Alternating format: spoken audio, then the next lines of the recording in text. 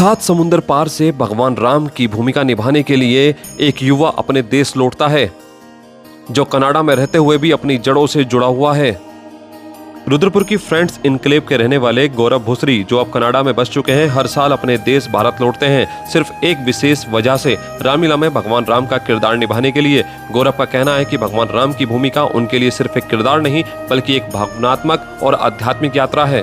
Canada से लौटे गौरव की कहानी, जो दूर रहते हुए भी अपनी संस्कृति और धर्म से गहराई से जुड़े हुए हैं। ऐसे लोग हमें यह सिखाते हैं कि आप चाहे दुनिया के किसी भी कोने में हों, अपनी जड़ों से जुड़े रहना सबसे बड़ा धर्म है। गौरव के अनुसार रामलीला सिर्फ एक नाटक नहीं, बल्कि भारतीय संस्कृति और अध्यात्म का प्रतीक है। वे मानते हैं कि भगवान राम का किरदार निभाने से उन्हें भारतीय मूल्यों और परंपराओं के प्रति अपने कर्तव्य का एहसास होता है।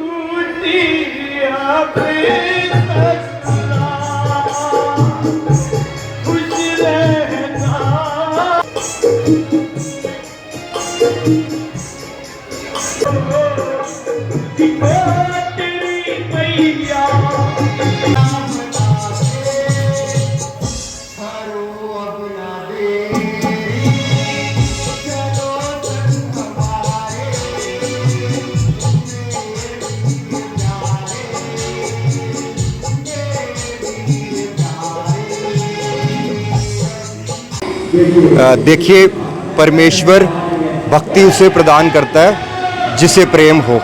तो अगर आपके पास प्रेम है तो आपको भक्ति मिलेगी।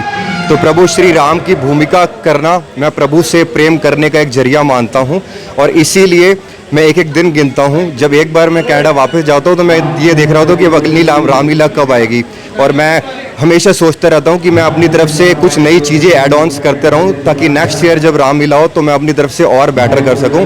मैं जितने डायलॉग प्रैक्टिस करता हूँ, कोशिश करता हूँ कि उन्हें और अच्छे से डिलीवर कर सकूँ स्टेज पे। तो ये प्रभु से प्रेम है, और ये भी उनकी लीला है, उनकी मर्जी है कि मैं कनाडा से चलकर यहाँ इंडिया में प्रभु श्री राम जी का रोल कर रहा हूँ। क्योंकि अगर मनुष्य चाहे, अगर खुद चाहे, तो वह कुछ भी नहीं कर सकता। परमेश्वर की मर्जी के बिना एक तिनका भी नहीं हिल सकता। तो उनकी मर्जी है, उन्होंने इस काबिल बनाया है, इसीलिए मैं कनाडा से यहाँ पर आकर प्रभु श्री राम जी की लीला कर पा रहा हूँ। राम जी का पात्र आप करते हैं, कौन सा ऐसा मुख्य किरदार आपको समझ में आता है या लगता है कि जिससे आप प्रेरित हुए राम का पात्र करने के लिए? पिता के लिए, पिता के वचनों का पालन, अपने जैसे प्रभु श्री राम जी की लीला में कहते हैं कि रघुकुल रीत सदा चली आई, प्राण जाए पर वचन न जाई।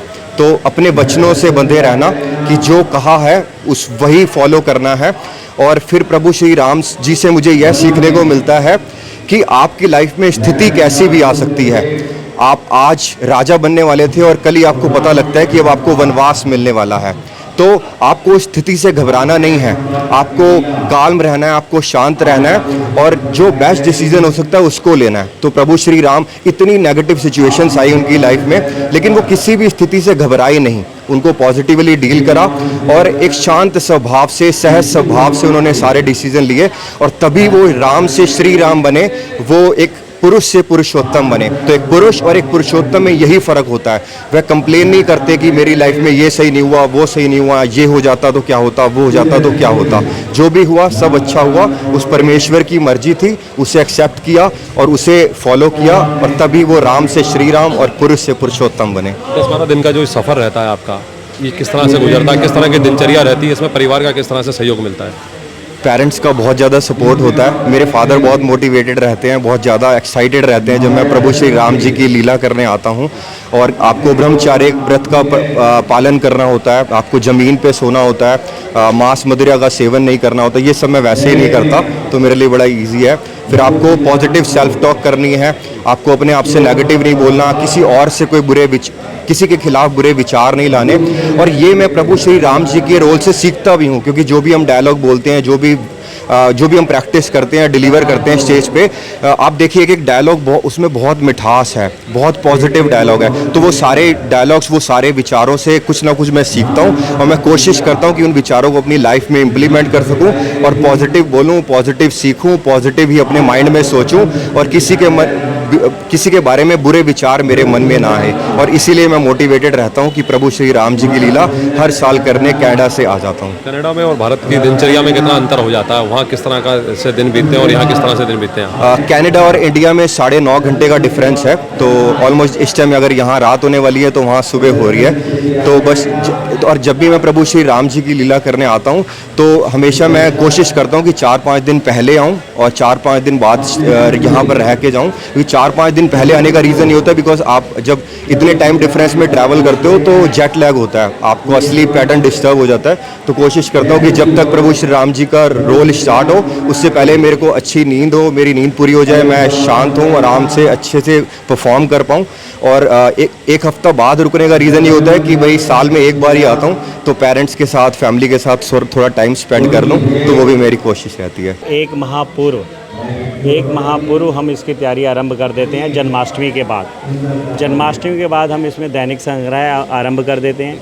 फिर उसके उपरांत हम जो लगभग 3-4 डायरेक्टर हैं, हम नरेश घई जी, जित्तू गुलाटी जी, सन्नी घई जी और मैं स्वयं, उसमें हम लगभग 1 माह तक इसकी प्रैक्टिस करते हैं, पूर्वाभ्यास करते हैं, रिहर्सल करते हैं, जिससे हमारे बच्चे वैसे तो लगभग सभी पुराने हैं लेकिन एक बार फिर भी आज तक कोई भी संपूर्ण नहीं हो पाया। हर चीज़ नए सीखने को मिलती है क्योंकि आजकल सोशल मीडिया के माध्यम से इतनी नई चीज़ें आ चुकी हैं कि व्यक्ति एक चीज़ देख के बोर ना हो, इसलिए हर बार हम नवीनतम दृश्य डालने की कोशिश करते हैं। तो लगभग 1 माह पूर्व हमारी सारी तैयारी पूरी टीम की शुरू हो जाती है। लोग कहीं ना कहीं मोबाइल की ओर जा रहे हैं, ऑनलाइन गेमिंग की ओर जा रहे हैं, समझने को तैयार नहीं है। तो क्या हर साल रामलीला का मंचन क्यों किया जाता है? क्या लोगों को इस ओर मतलब जो प्रभु श्री राम जी के जो संस्कार थे, जो रामायण थी, हर साल इसीलिए मंचन किया जाता है कि लोग कहीं ना कहीं रामायण के साथ जुड़े रहें, उन पात्रों को देखें और सही गलत समझ सकें? राजीव जी देखो, मैं एक डायरेक्टर के साथ साथ एक मंच संचालक, तो जो भी वहाँ पर पात्र या दो बीच दृश्य होता है तो उसके बाद मैं उसका पूरा विस्तार से वर्णन करता हूँ और सभी को ये समझाने की कोशिश करता हूँ कि अपने बच्चों को समय दें। आजकल माँ बाप ही अपने बच्चों को समय नहीं दे पा रहा। अगर बच्चा नाश्ता कर रहा तो वही मोबाइल से, खाना खा रहा तो वही मोबाइल के आगे देखकर। तो मैं यहाँ पर बार एक बार दोहराता हूँ, हाथ जोड़ के निवेदन करता हूँ कि आप बच्चों को समय देंगे तभी संस्कार देंगे। आज हमारे बच्चे पाश्चात्य संस्कृति की तरफ जा रहे हैं, उसका मेन कारण आपका सोशल मीडिया है और जिस कारण हम अपनी संस्कृति भूलते जा रहे हैं। कई लोगों को आज ये नहीं पता कि विभीषण कौन थे, कुंभकर्ण कौन थे, भरत कौन थे, शत्रुघ्न कौन थे। लेकिन आज यहाँ पर लगातार लगभग 35 से 40 वर्ष हो गए प्रभु श्री राम की लीला का मंचन करते हुए।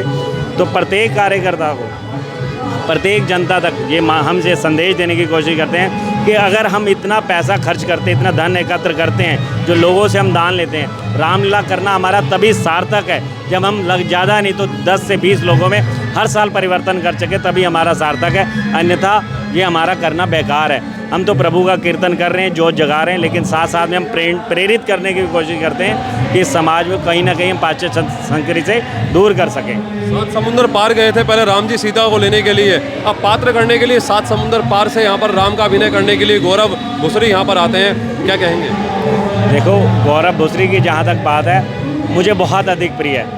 एक तो जब भी वो दृश्य करता है तो एक जैसे सीधा मन को बात होती है ना, वो लगती है कि वाकई में एक किसी का ना स्वरूप, वो उसमें प्रभु श्री राम का स्वरूप में ऐसे जचते हैं कि वाकई में प्रभु ने साथ हमें दर्शन देने आया। ये आप खुद स्वयं के देखेंगे तो आप भी महसूस करेंगे। और दूसरी चीज़, एक वो हमारा एक ऐसा कलाकार है, ये तो सारे लोग मेहनत करते हैं, उस कलाकार को आज तक, जैसे हम कई बार पीछे से पिरामिड देते हैं, पीछे से हम सपोर्ट करते हैं कार्यकर्ता को, कलाकारों को, लेकिन उस कलाकार को हमें आज तक आवश्यकता नहीं पड़ी कि हम भी बोलने की।